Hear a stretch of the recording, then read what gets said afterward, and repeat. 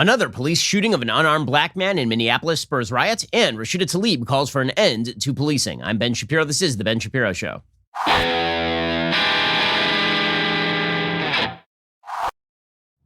The Ben Shapiro Show is sponsored by ExpressVPN. You have a right to privacy. Defend your rights at expressvpn.com/Ben.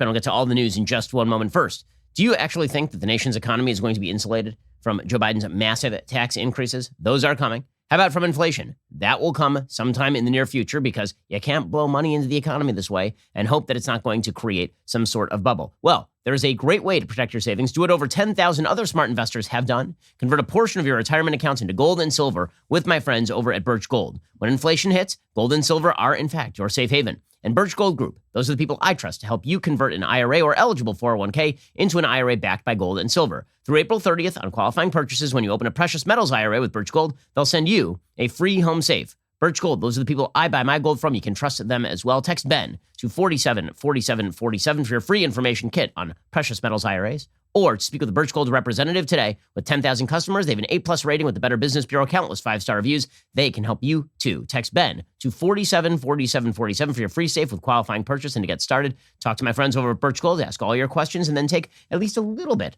of your savings and put it into gold to insulate against the possibility of failure in the United States economy. Alrighty, so the news at this hour continues to be widespread unrest in the city of Minneapolis, all following the shooting of Daunte Wright. Daunte Wright was pulled over on the basis of a traffic violation, and then he died basically because it seems that the cop in this particular incident drew a taser, this female cop. She drew a taser as opposed to her gun, mistook her taser for the gun, and proceeded to shoot the 20-year-old Daunte Wright. This is very reminiscent of the situation back in 2015 in which a black man in Oakland named Oscar Grant was shot by a police officer who claimed that he thought he was firing a taser at Oscar Grant and, in fact, shot a gun at him and killed him. Daunte Wright, it seems like the same sort of thing. And this seems like a pretty open and shut case of involuntary manslaughter. The reason I say that is because there's body cam footage, and it is obvious from the body cam footage that the cop in this particular case was not intending to kill Daunte Wright and pretty much obviously says on the tape, whoops, which is, awful and horrible. Also, it is manslaughter, not murder. Here's what that body cam footage sounded like.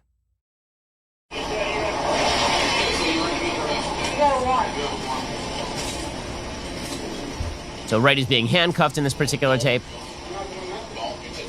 And they go to handcuff Wright, and then Wright tries to break free, tries to get in the car, is resisting arrest, but the punishment for resisting arrest is not being shot, obviously. The officer withdraws a gun and proceeds to...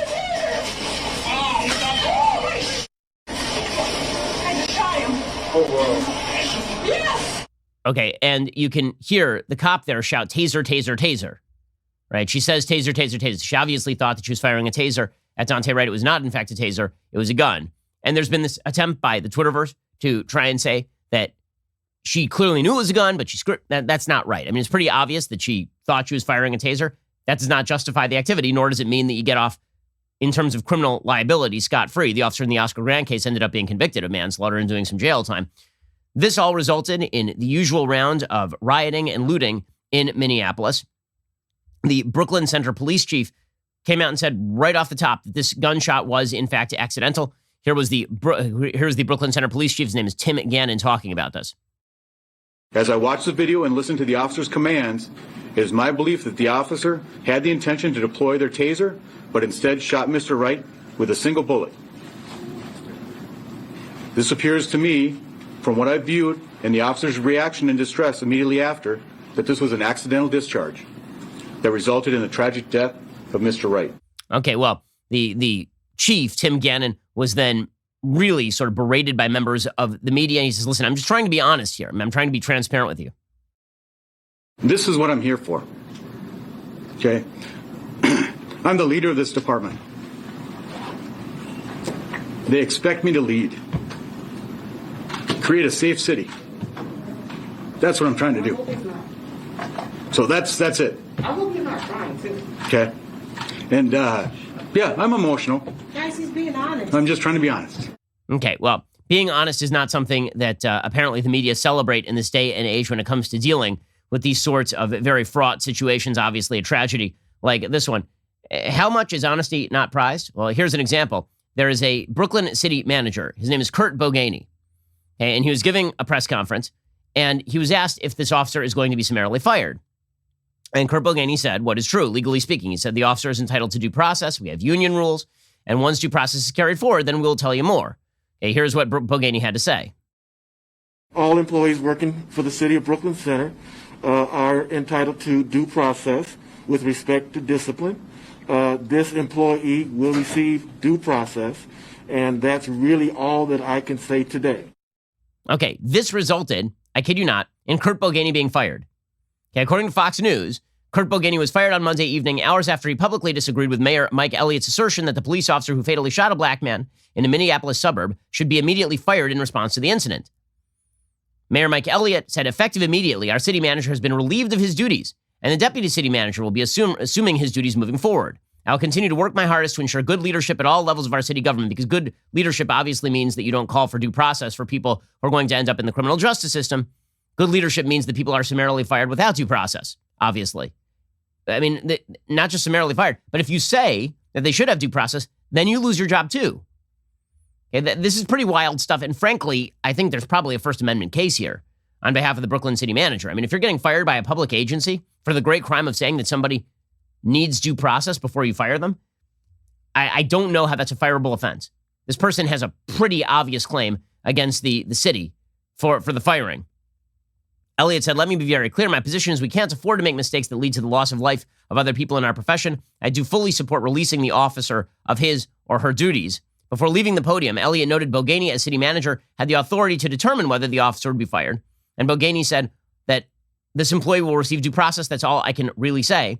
And then when asked about personal feelings, Boganey again said, due process, said, if I were to answer that question, I'd be contradicting what I said a moment ago, which is to say that all employees are entitled to due process. And after that due process, discipline will be determined. If I were to say anything else, I'd be contradicting the idea of due process. The mayor didn't like this.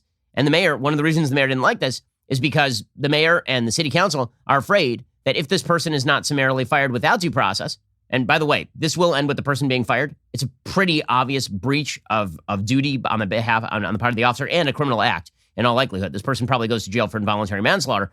Council member Chris Lawrence Anderson said she voted to fire Boganey out of fear of potential reprisals from protesters if she did not.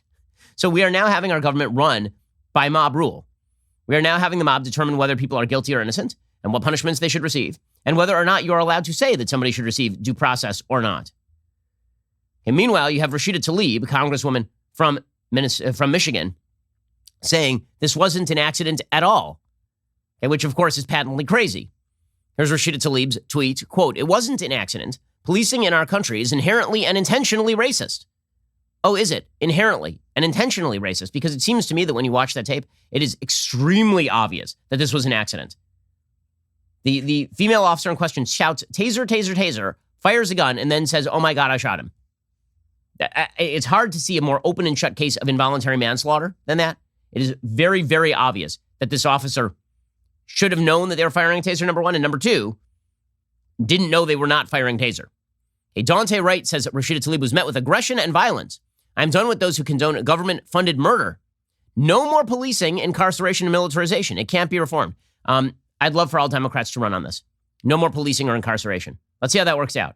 One of the things that you may have noticed is that the murder rate in Minneapolis has skyrocketed since the George Floyd protests. You're going to see another murder skyrocket in the aftermath of this particular shooting because the police are simply going to stop policing. At the behest of people like Rashida Tlaib. Seriously, guys, do it. Really do it. Run on this. Run on no more policing and no more incarceration and see how far it takes you. There's a reason that murder in America's major metropolitan areas was up 33% last year. By the way, this should be a pretty ringing rebuttal of many of the claims made over the past couple of decades about why the crime rate declined from 1994 to 2015. There are many theories that were put out there, ranging from lead paint was removed from schools to abortion to economics. Okay, but here's the thing. The economy was kind of booming in 2014, 2015, 2016, or at least it was on a growth curve. And that did not stop a massive uptick in violence during those years. As soon as you start loosening the restrictions with regard to criminal behavior, you get an uptick in violence. If your solution to police misconduct is disband the police, you don't have the best interests of your constituents at heart. So seriously, Democrats, do this. keep running on this. Please, please. We'll get to more of this in just 1 second. First, let's talk about your safety and security at home. A lot is happening out there on your front door, and that's one thing that hasn't changed. At my house, I get more groceries delivered and friends stopping by as the pandemic wanes. It's never been more important to be able to see who is there or what is happening in my front door. And that's why now is the perfect time to upgrade your doorstep with a Ring video doorbell. With Ring, you can see and speak to whoever is at the door from anywhere right on your phone. You'll never miss a visitor, whether it's your neighbor, your dinner, your groceries. You can keep those packages and deliveries safe. With motion detection, you get notified even if they don't ring the doorbell. If somebody stops by or something is going on, Ring will let you know. I love that Ring video doorbell. When we moved from California to Florida, it was literally one of the first things my wife said was get the Ring video doorbell, put it on the door.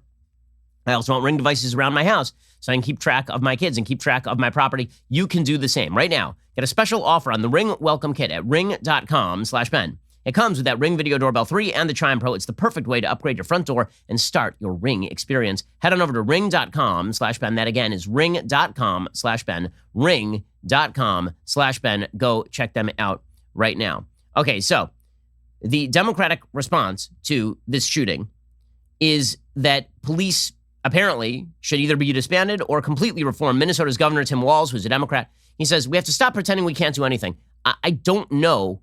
Honest to God, I don't know what you can do in this particular situation beyond officers who behave like this need to go to jail. I don't know what systemic policing needs to be changed. Maybe a better selection techniques for people who join the cops, better training techniques for people who join the police force. But other than that, what is the systemic? Is this a systemic racial problem when somebody withdraws a taser or withdraws a gun and thinks it's a taser? Is it a systemic racial problem when there's no evidence in the Derek Chauvin case, for example, that race was even a driving factor in that particular case? Doesn't matter. Here's Tim Walz pushing this. We can stop pretending that this is just the natural order of the universe and things happen this way. I'm going to demand that the legislature finally hold some hearings on some of these reforms, as I said, that have passed in other states and have proven to make a difference. Things that are supported by both law enforcement and community members. Things that we know that would reduce the chance of a routine traffic stop escalating into a loss of life. There are things that can be done.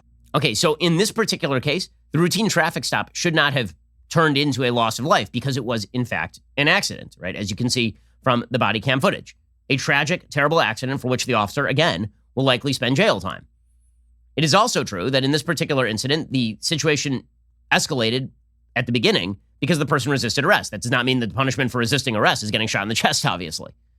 So I don't know what solution Walz is proposing here other than he's just going to say things like, we know the solution to this. I don't know. Do you know the solution to cops just doing bad things that are already criminal? I don't know the solution to that. And I don't think Rashida Tlaib does. And I don't think that Tim Walz does. But here's the same Paul Mayer saying, we have to keep asking ourselves, why does this keep happening over and over? This is Melvin Carter, the mayor of St. Paul.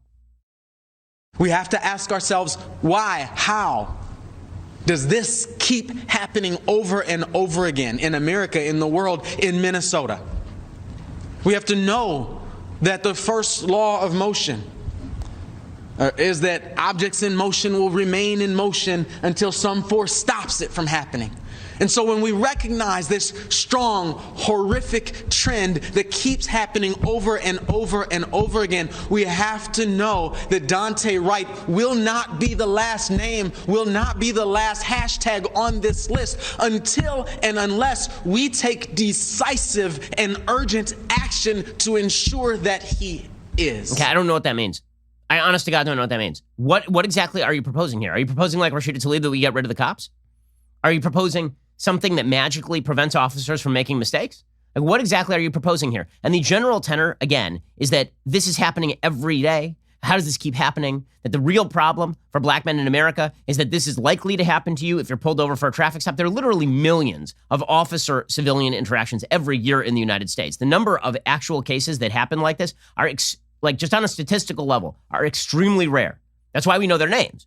Right? There are very few things in the United States that happen every single day to many, many, many people where you know everybody's name this has happened to.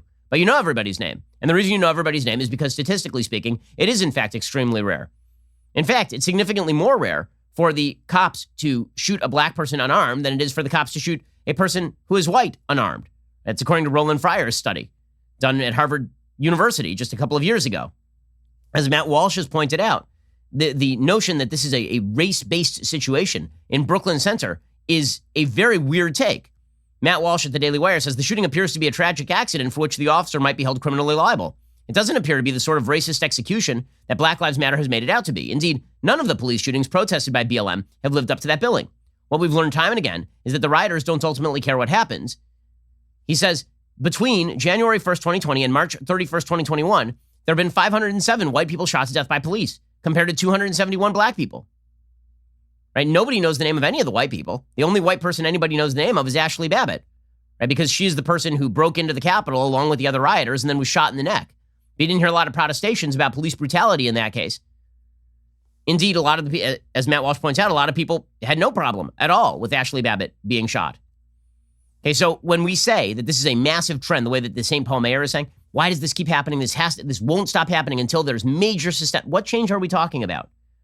In fact, can we be very specific about the problem we're talking about? Are we talking about the problem of police mistraining? Because there we have a solution. Are we talking about the problem of police brutality? Because there's some possible solutions. Or is the implication that black people are being routinely targeted for murder? Because this case does not support that idea. Even this case, as tragic and horrific as it is, does not support that actual idea. Now, Joe Biden had some words about this particular case. The word was whoa. He just said that a lot. So he was asked about the Daunte Wright shooting, and here was Joe Biden's rather addled take.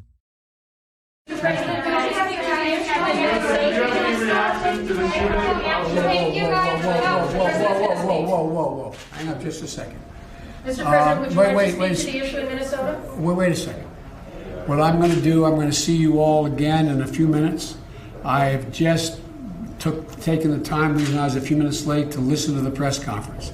I'm preparing a statement, and I'll be happy to talk with you at the next meeting. Inspiring stuff there from the President of the United States. Remember that time when it was treated as though, literally, Joe Biden tweeted out last year that every violent incident was on Donald Trump because he was the President of the United States. Did that cease to apply because Joe Biden's president now? How does that math work? Exactly. Okay, in a second, we're going to get to the looting and rioting that inevitably seem to follow each one of these incidents, regardless of the details of the incident. First, let's talk about your sleep quality. So, the reality is that I have very small children. They wake me up at odd times. That means I really value my sleep. That means when I get on that mattress, I want to be asleep right away. And the way I know that will work is because I have a mattress that is made specifically for me. Helix Sleep has a quiz. It takes just 2 minutes to complete, matches your body type and sleep preferences to the perfect mattress for you.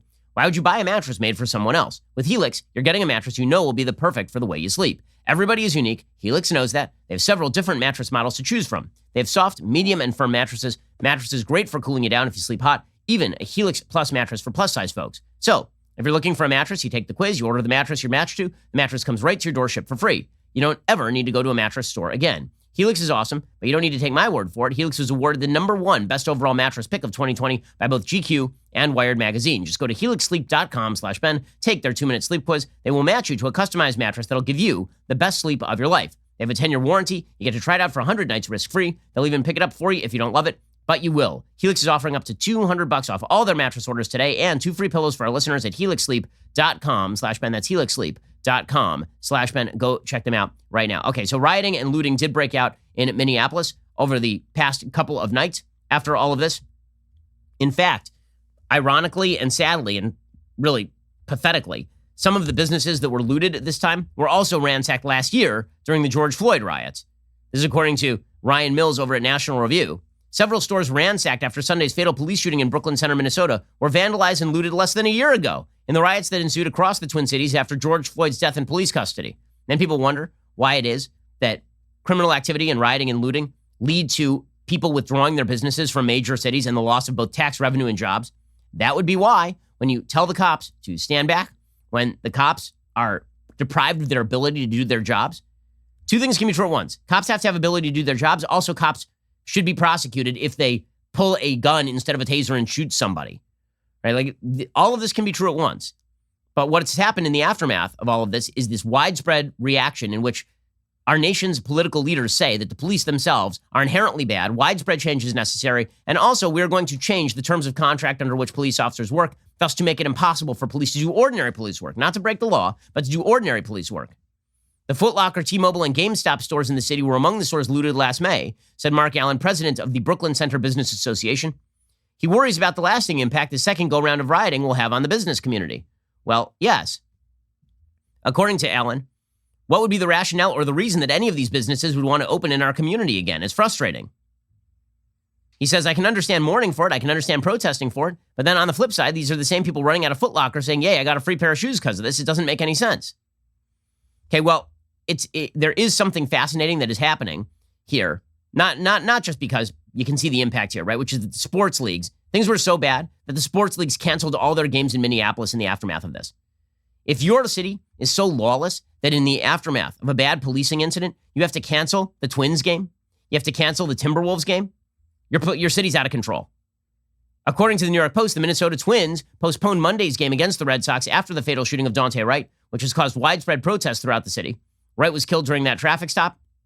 The statement said, out of respect for the tragic events that occurred Sunday in Brooklyn Center and following the additional details in this evolving situation, the Minnesota Twins have decided it is in the best interest of our fans, staff, players, and community to not play today's game. The decision was made by the Twins after consultation with MLB and local and state officials.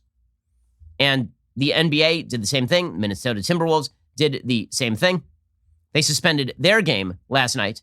They put out a statement saying the NBA announced that in light of the tragic events in the Minneapolis area yesterday, tonight's game between the Brooklyn Nets and the Minnesota Timberwolves at the Target Center has been postponed. Okay, the reality, of course, is that it's really not the shooting that is causing the postponement. It is the looting that is causing the postponement.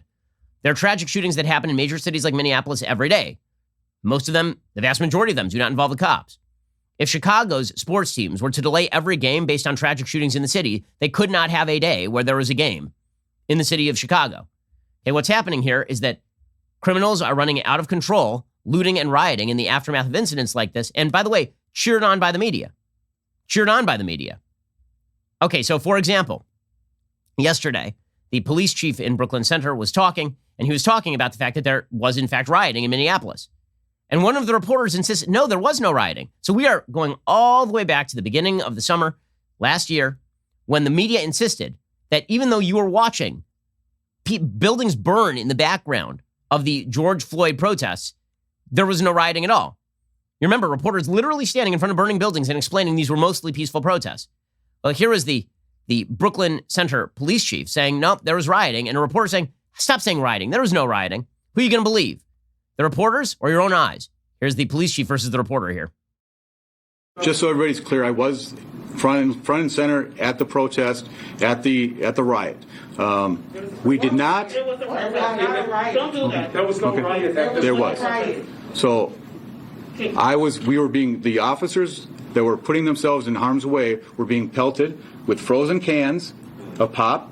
They were being pelted with concrete blocks. And yes, we had our helmets on and we had other protection gear, but an officer was injured, hit in the head with a brick. That was a Hennepin County deputy. He was transported to the hospital. So we had to make decisions. Okay, but the media are insisting, no. Everything is perfectly peaceful. Everything is perfectly good. So we are back to last summer when rioting and looting is justified on the basis of a manslaughter case against a police officer. That's where we are. Now, what's interesting is because Trump is no longer president, Democrats seem a lot less sanguine with the rioting and the looting this time. So you remember at the very beginning, there were, like the Minneapolis mayor, he went down to the protesters and some of the rioters, and he's like, I'm with you guys. I'm with you. And then they yelled at him, and they called him a racist and all this sort of stuff. And you remember that many of the top Democratic officials were rather hesitant to talk in very strong terms about rioting and looting. Joe Biden was actually somewhat exceptional in this regard. Fairly early on, I think it was June 2nd, after the riots started, he said that, there really is no justification for rioting. It was much softer language. Well, now Biden is going after it a little bit harder because, of course, Joe Biden is president now, and it doesn't look as wonderful for there to be rioting and looting while he's the president of the United States. Because after all, if you blame Trump for the rioting and looting, guess who's president now? It ain't Trump anymore. I want to make it clear again, there is absolutely no justification, none, for looting, no justification for violence. Peaceful protest, understandable. And the fact is that, we do know that the anger, pain, and trauma that exists in the black community in that environment is real. It's serious and it's consequential. But it will not justify violence and or looting. Okay, and then Minnesota's governor, Tim Walz, the same guy who was saying we can't stand this anymore, and we know there are solutions. I remind you, at this time, that the Democrats filibustered Tim Scott's police reform bill last year. Man, they used that Jim Crow tool, the filibuster, in order to stop a black Republican senator's police reform bill. Just a quick reminder how much of this is politics. Here's Minnesota's Governor Tim Walz saying there's no tolerance for looting in this state. I mean, sure, we let you run completely through the city last year, but now there's no tolerance for looting, at least. For those who choose to go out and, as Mayor Carter said, to exploit these tragedies for destruction or personal gain, you can rest assured that the largest police presence in Minnesota history in coordination will be prepared. You will be arrested, you will be charged, and there will be consequences for those actions. It's not debatable. You're not making the case, you're hurting the case, you're undermining the grief, and you hear it from families time and time again.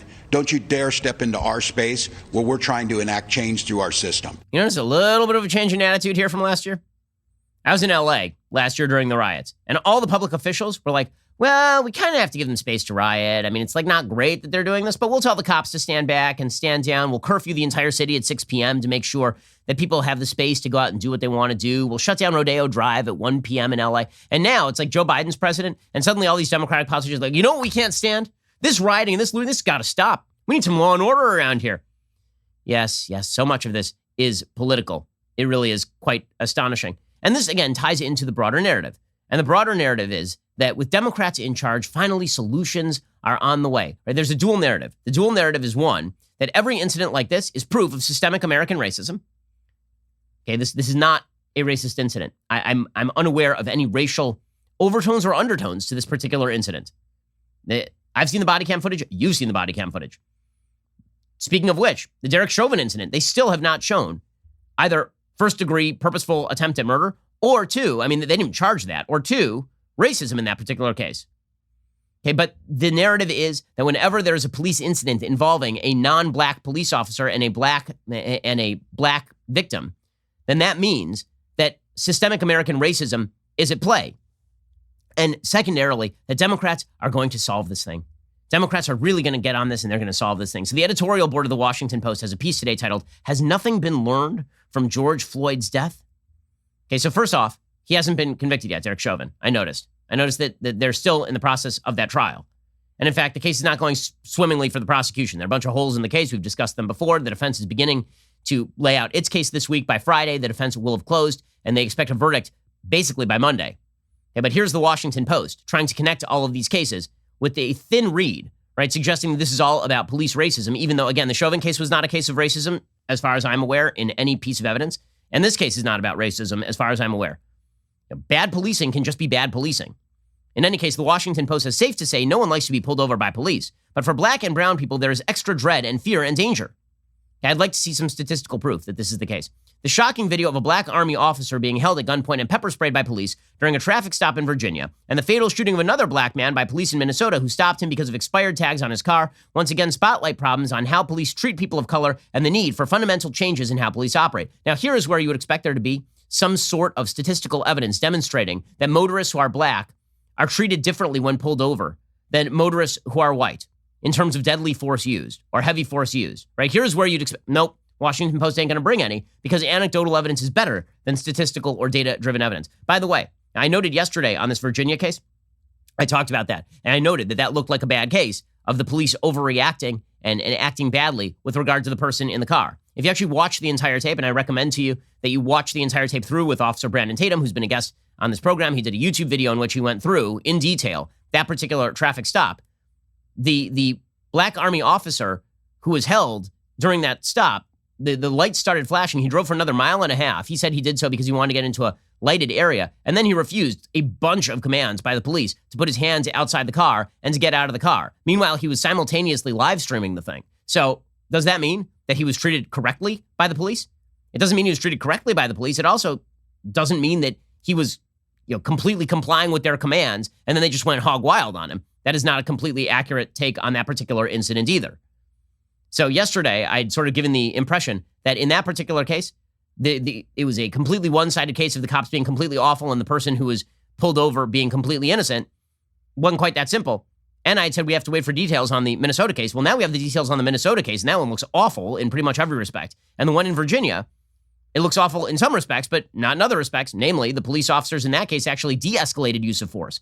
So, for example, the police officer who pepper sprayed the black Army officer, he actually had a gun in his hand. He took the gun, he holstered the gun, and then he took out the pepper spray. Should he have used the pepper spray on the guy? Probably not. Also, the guy didn't obey police commands, like on a bunch of occasions. He refused to unbuckle and get out of the car after told to do so many, many times. He was live streaming and arguing with the officers thoroughly. Again, none of that means that the police officers acted appropriately, but to treat that as this is a vicious case of police racism ignores some of the complicating factors. But according to the Washington Post, none of that matters. The release of footage showing how Caron Nazario was mistreated by police in Windsor, Virginia, and the killing Sunday of Daunte Wright in a suburb of Minneapolis coincide with the ongoing trial of the former police officer charged with the murder of George Floyd, a case that ostensibly prompted a national reckoning on racial inequities in policing. Has nothing been learned from that tragedy? Again, they're drawing lines from dots, and it doesn't matter that the dots are different in kind in each case. Again, there's the implication of racism in the Chauvin case is not there. The implication of racism in the Virginia case is it's being imputed by the media, but is there evidence to suggest that if a white guy in a car refused over and over to obey police commands, that it wouldn't have ended the same way? Because, again, there's no evidence of the police officers actually being racist in that particular case. In this particular case, is there evidence of systemic police racism? But that's the entire premise here. And the entire premise is supported by a handful of anecdotes where you didn't even make the case. Right? Those are the questions that come to mind watching how police interacted with Lieutenant Nazario in the December 5th, 2020 incident that is now the subject of a federal lawsuit.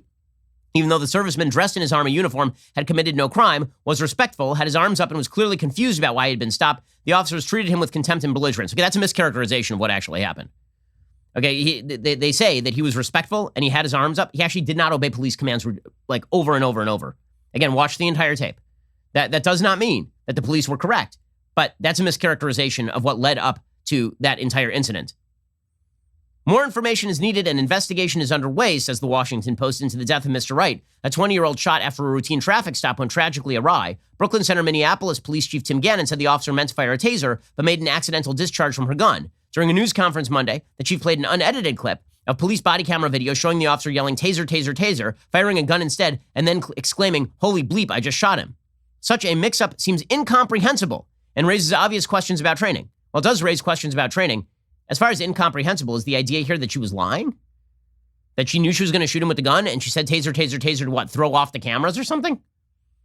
Police said they had stopped Wright because he had expired registration tags. They discovered he had an outstanding arrest warrant for a misdemeanor offense and say he resisted police. Well, they didn't just say he resisted police, he did resist police. They tried to break free of the cops and he jumped back in the car. He seems to have posed no immediate danger, and he surely could have been found at another time if serving the arrest warrant was so vital.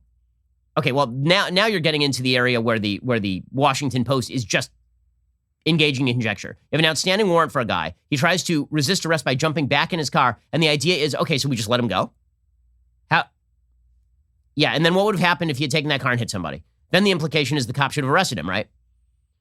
Hindsight is 20/20 in a lot of these cases, again, especially when there's an intervening situation in which an officer violates the law and violates basic training protocol.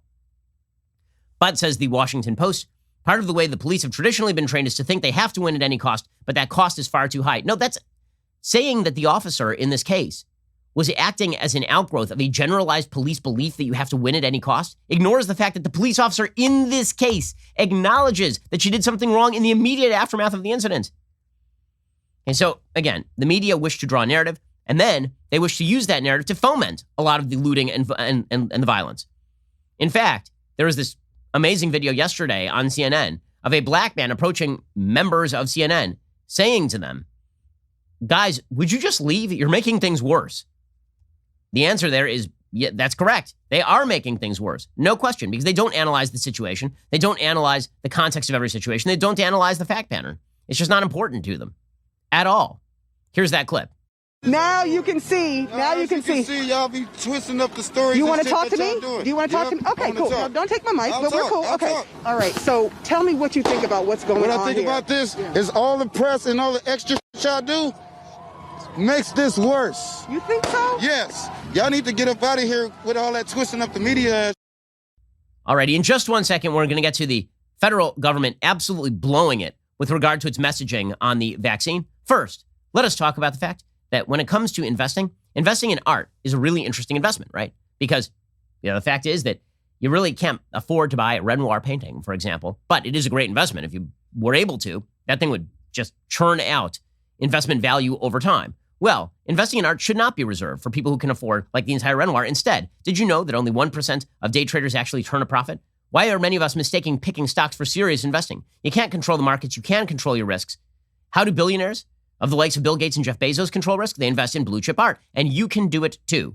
Contemporary art prices outperformed the S&P 500 by 172% from 1995 to 2020, with the Fed injecting money into the economy like never before. Smart investors are moving some of their wealth to hard assets like art and hedging against inflation. You can get involved too. Masterworks.io. It's a private platform that lets you invest in paintings by artists like Basquiat and Monet at a fraction of the cost. It's no wonder that 84% of the ultra-wealthy collect art, an exclusive asset class that has historically been held by the top 1% alone. But it doesn't need to be that way. You can basically fractionally buy into a great piece of art and hold the value of that art. To start investing in art, visit masterworks.io today. Skip the 10,000 person waitlist. Just tell them that I sent you. See important information at masterworks.io/disclaimer. Again, that is at masterworks.io. Get started today investing in a really creative, fascinating, and value-laden way. That's masterworks.io. Alrighty, in just a second, we're going to get to the federal government completely blowing its messaging on vaccinations. It's one of the worst public health messaging disasters I've seen in my lifetime. We'll get to that in a second. First, it's already episode 5, and people cannot get enough of Candace Owens or her new show, Candace. If you haven't checked it out yet, I don't know what you're waiting for.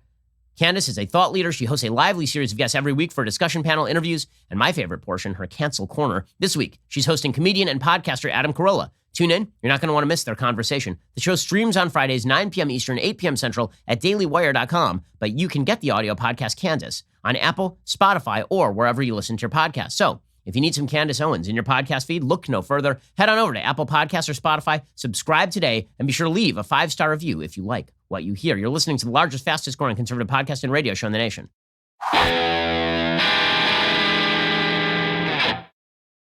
Meanwhile, the federal government is blowing it again. It is amazing. We spent like a year talking about how Donald Trump is the establishment media, your establishment media. Donald Trump was screwing with the public health messaging. Him with all of his bleach and all of his talk about masks and how it's screwing it up. And the only forces saving America were the CDC and the FDA. I would just like to point something out here. I cannot name a thing I think that the CDC and the FDA did right during this entire pandemic.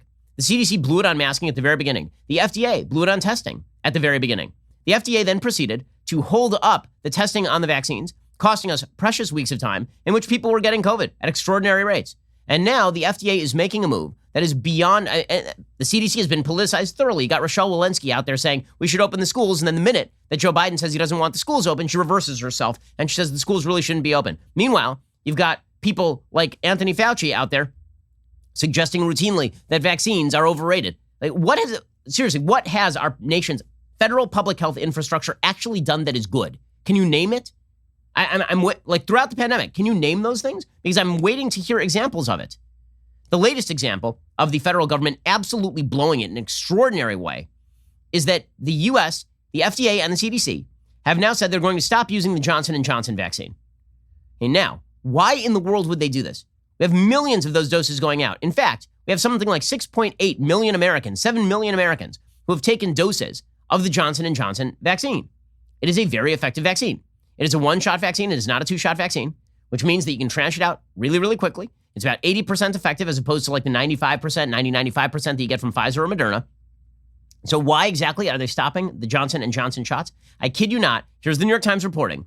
Federal health agencies on Tuesday called for an immediate pause in use of Johnson & Johnson's single-dose COVID vaccine after 6 recipients in the United States developed a rare disorder involving blood clots within about 2 weeks of vaccination.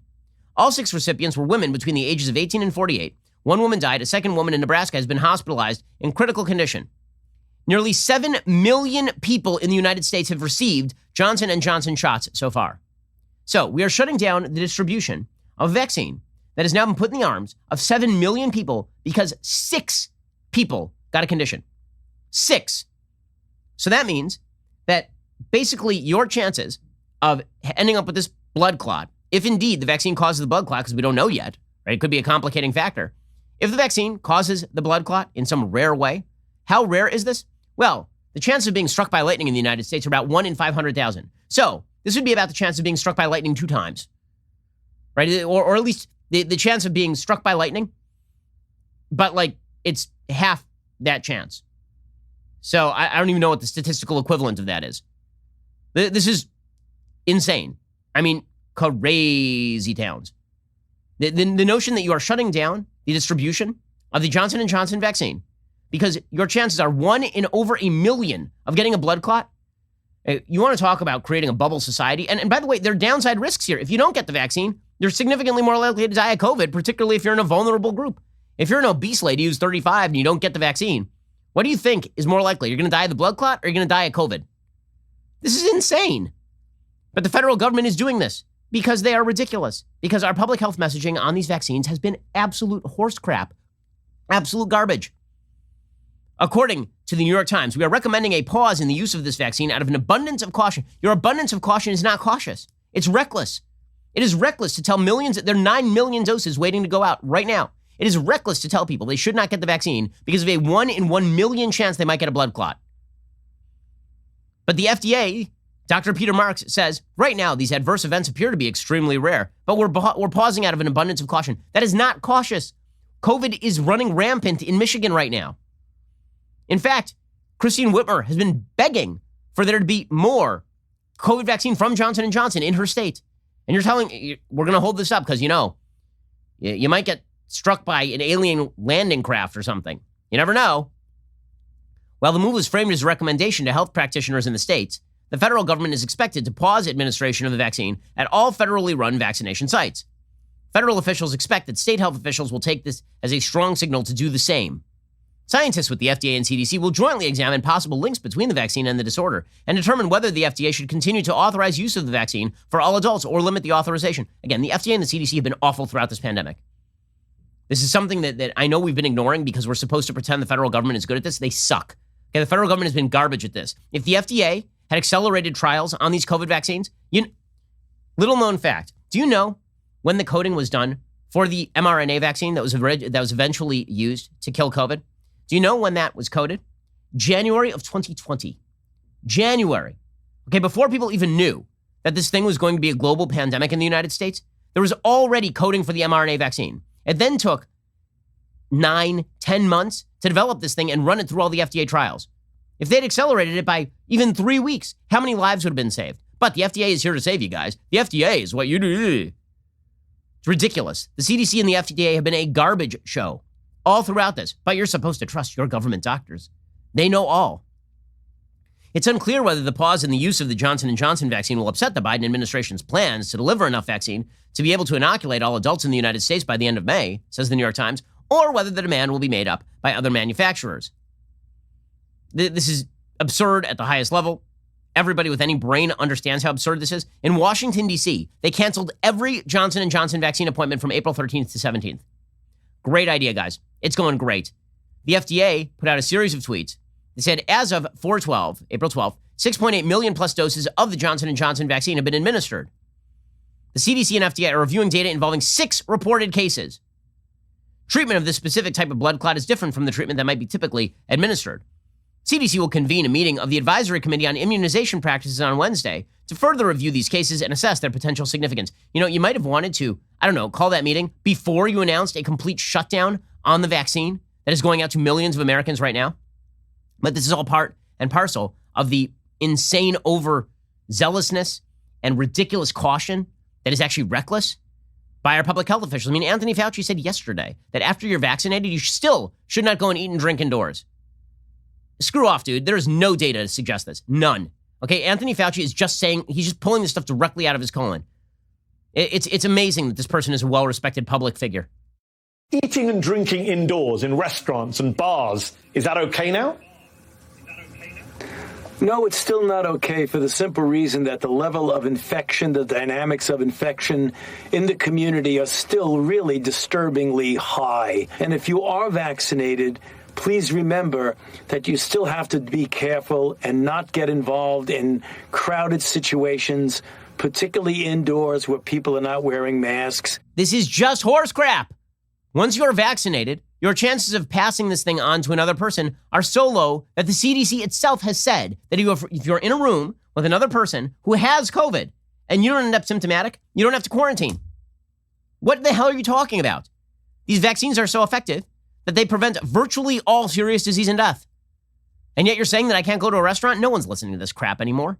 And when you downplay the effect of the vaccine, you end up with people being like, so what the hell is the point of me taking this thing? We don't have any longitudinal testing on it. So why exactly would I take a vaccine where it doesn't even solve any problems in my life? But Anthony Fauci, again, this abundance of caution approach began with, we're going to shut down all industry in the United States for a year and just blow out the government dollar, which in fact is not caution, it's recklessness. Then it turned into, we're going to shut down the vaccine distribution out of caution, which is recklessness because people need the vaccine. Now it's, you can't go back to restaurants and, revive American industry out of abundance of caution. It's not caution. There's a point where your caution becomes recklessness. There's a point where your definition of caution becomes such reckless insanity that you are destroying people's lives and putting them at further health risk. That is where we are right now. When Anthony Fauci says we can't be declaring victory prematurely, you know what the danger is right now? That you're going to declare loss forever. That is the danger. The danger is when you tell people they have to stay in their house no matter what, you're destroying American society, you're destroying the economy, and, by the way, when it comes to things like this vaccine, you're actually destroying people's ability to get the vaccine they need. And yet people still trust our public health officials. Amazing, amazing stuff. You know who got us out of this pandemic? Private pharmaceutical companies, big pharma and the states. That's who got us out of this pandemic. Not the feds, not the FDA, not the CDC. Alrighty, we'll be back here later today with an additional hour of content. Coming up soon is the Matt Walsh Show. It airs at 1:30 p.m. Eastern. Be sure to check it out over at dailywire.com. I'm Ben Shapiro. This is the Ben Shapiro Show. If you enjoyed this episode, don't forget to subscribe. And if you want to help spread the word, please give us a 5-star review and tell your friends to subscribe too. We're available on Apple Podcasts, Spotify, and wherever you listen to podcasts. Also, be sure to check out the other Daily Wire podcasts, including The Andrew Klavan Show, The Michael Knowles Show, and The Matt Walsh Show. Thanks for listening. The Ben Shapiro Show is produced by Elliot Feld. Executive producer Jeremy Boring. Our supervising producer is Mathis Glover. And our assistant director is Pavel Wydowski. Editing is by Adam Sayevitz. Audio is mixed by Mike Coromina. Hair and makeup is by Fabiola Cristina. Production assistant is Jessica Kranz. The Ben Shapiro Show is a Daily Wire production. Copyright Daily Wire 2021. On the Matt Walsh Show, we talk about the things that matter, real issues that affect you, your family, our country, not just politics, but culture, faith, current events, all the fundamentals. If they matter to you, come check out the show.